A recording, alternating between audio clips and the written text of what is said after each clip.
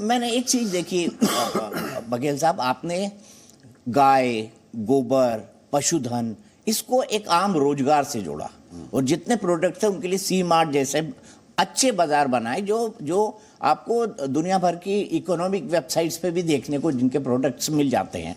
एक क्या विचार था और क्या इसने वाकई ग्राउंड पे काम करना शुरू किया स्कीम ने? जी, इसके दो पहलू हैं। पहला तो ये कि आज पूरे देश में गाय के नाम से राजनीति होती है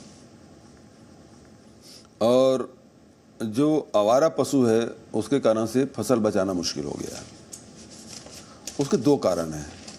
एक तो इसे राजनीतिक लाभ लेने के लिए उसका उपयोग किया गया पूरे देश भर में। दूसरा कारण है कि यांत्रिकीकरण जो हुआ कि ट्रैक्टर आया, फिर ट्रैक्टर के बाद हार्वेस्टर है, बहुत सारी चीज़ और मशीनें आई, तो मशीन आने के कारण से बैल की उपयोगिता में उसमें बहुत कमी आ गई है। तो वो हो गया डेयरी पे, वो भार बोझ बढ़ गया उसका। जो दूध उत्पादक मवेशी है उस पे ये जो अनुत्पादक जितने भी मवेशी हैं वो उस पर बोझ बन गया। तो डेयरी है वो लाभकारी नहीं रहा, अलाभकारी हो गया। और दूसरा ये राजनीति अलग। अब इसके कारण से हुआ कि फसल बचाना मुश्किल हो गया। तो इसको अर्थ से कैसे जोड़ें, तो इसमें फिर आया कि हम पुराने जो हमारे गौठान थे उसको पुनर्जीवित किया जाए और हमने करीब 10,500 गौठान बनाए भी और उसमें 1.5 लाख एकड़ ज़मीन आरक्षित भी कर ली। दूसरा काम ये है कि उसे गोबर खरीदना शुरू किया। गोबर तो दूध उत्पादक है, अनुत्पादक है, दोनों गोबर देंगे। तो गोबर खरीदी किया, फिर रेट तय किया, 2 रुपये में गोबर और 4 रुपये लीटर गौमूत्र। ये तय करने के बाद फिर उसका उपयोग क्या, तो उसको वर्मी कंपोस्ट बना के खेतों में डालना, उसके कैसे रेट तय करना, वो सब चीज़ प्रक्रिया करके उसे बेचने की व्यवस्था, उसे कोऑपरेटिव से सेक्टर से जोड़ा।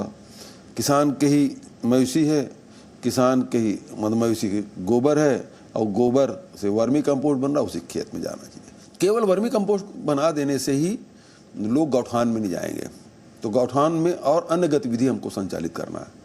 उसमें जो लैंडलेस लोग हैं उसके लिए बाड़ी की व्यवस्था कर दो, शासकीय ज़मीन है, थोड़ा सा पंप वगैरह व्यवस्था करो, बाड़ी बना दो।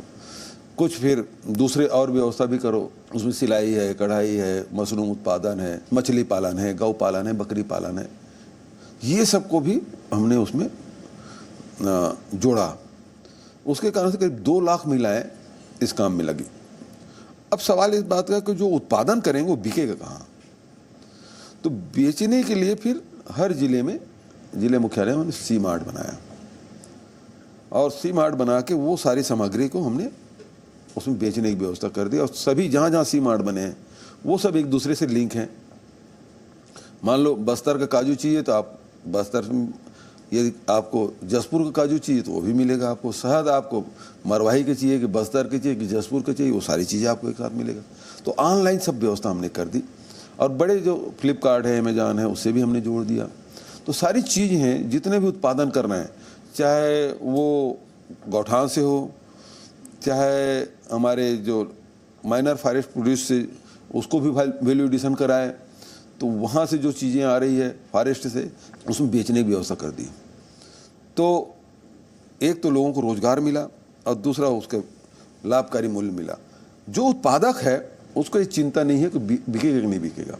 ऑर्डर आता है, उतना उत्पादन कर देते हैं, जैसे उसका सामान बना वहाँ से उठाए उसके पहले उसके खाते में पैसा चला जाता है। तो उत्पादक को बेचने की चिंता नहीं है, ये व्यवस्था हमने कर दी। तो इसको और डेवलप करने की ज़रूरत है। अभी तो हम छत्तीसगढ़ में किए हैं, इसको पूरे देश में इसके और भी आउटलेट सेंटर वगैरह बनना चाहिए, जिससे हम हमारे जहाँ जो उत्पादन है वो सब जगह बिक सके। लेकिन कुछ उत्पाद वस्तु है उसकी डिमांड इतनी है, हम पूर्ति नहीं करवा रहे हैं। ऐसी भी वस्तु है जैसे तिखुर का सेक। अच्छा, तिखुर आपने सुना नहीं होगा, लेकिन तिखुर हमारे जो ये नगरी के जंगल हैं, कोंडागांव के जंगल है, उसमें ये बिल्कुल जैसे ये हल्दी का पौधा होता है ना, उसी प्रकार से वो जंगलों के बीच में हुआ रहता है। उसके जो कंद है उसे प्रोसेसिंग करते, 1 क्विंटल यदि आप उसका कंद लेंगे, वो प्रोसेस करेंगे तो 5 किलो निकलता है। और 5 किलो की जो तिखुर है वो इतना स्वादिष्ट मिठाई बनता है। और ख़ासकर जो उपवास रखते हैं उसके लिए बहुत ही गुणकारी है, वो लाभकारी है। अब उसका हमने सेक बनाया, तो दूसरे देशों से डिमांड आई, वियतनाम वगैरह भी से डिमांड आई, हम लोग वहाँ सप्लाई करते हैं, लेकिन यहाँ डिमांड होती तो उसको पूर्ति नहीं कर पा रहे हैं। तो उसके बाद उसकी खेती भी शुरू करवा रहे हैं जंगल में, और ज़्यादा उसको बढ़ाओ, उसको उत्पादन बढ़ाओ। तो ऐसे बहुत सारी चीज़ें हैं जिसका हम लोग जो डिमांड है उसके हिसाब से हम लोग को पूर्ति करनी है। आपने योजनाएं तो कई चलाई, जैसे मैंने भी कहा, मैंने भी खुद प्रेस किया आपके सी मार्ट की योजना को बारे में, लेकिन मैं आपसे एक समझना चाहता हूं, आपके विरोधी आप पर यही आरोप लगाते भाई इन सब में तो भ्रष्टाचार हुआ, अगर यहाँ ये नहीं तो फिर वो ये कहने लगते हैं कि गोबर योजना में भ्रष्टाचार हुआ, फिर वो ये कहने लगते हैं कि नहीं शराबबंदी इन्होंने कहा ही थी, शराबबंदी लागू नहीं की, शराब में भ्रष्टाचार हुआ। क्या कहना चाहेंगे इन आरोपों पर? देखिए, भ्रष्टाचार का तो कोई विषय है ही नहीं। यदि सी मार्ट में कोई गौठान में या रीपा में कोई उत्पादन हो रहा है, सी मार्ट में बिक रहा है, उसमें क्या भ्रष्टाचार हो सकता है? गौठान की बात करें तो आरोप लगाते हैं 1360 करोड़ का घोटाला हो गया। अब जो गोबर है, हर 15 दिन में जो गोबर विक्रेता उसके खाते में ऑनलाइन पेमेंट होता है, उस खाते में बटन दबाओ, उसके खाते में पैसा जाता है। और अभी तक के करीब 135 लाख क्विंटल हमने गोबर खरीदा, मतलब उसके खाते में 271 करोड़ रुपया गया है। अब आरोप लगता है 1360 करोड़ का, और गोबर हमने खरीदा है 271 करोड़ का। कैसे संभव है 271 करोड़ के गोबर में 1300 करोड़ का घोटाला? शराब की बात करते हैं, शराब की नीति इनकी है, हम तो शराब बंदी करना चाहते थे, तो इसकी नीति उसको चलने दो, क्योंकि हमको बंद करना है। लेकिन वो हो नहीं पाया। हो इसलिए नहीं पाया कि लॉकडाउन के समय देखा, पूरे उससे बढ़िया वातावरण कुछ नहीं था शराबबंदी के लिए।